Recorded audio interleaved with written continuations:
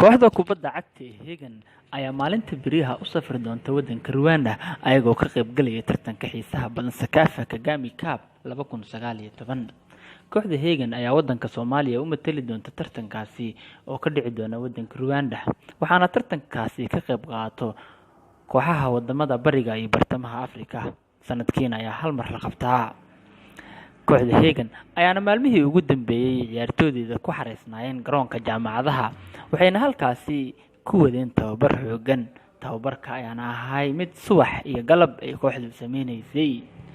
sidoo kale kooxda Hegan ayaa dib ula soo wareegtay ciyaaryahanka lagu magacaabo Inyasa Ronaldo oo ka mid ahaa xidigihii kooxda Hegan ee sanadkii hore u matalayay tartanka horyaalka Soomaaliya.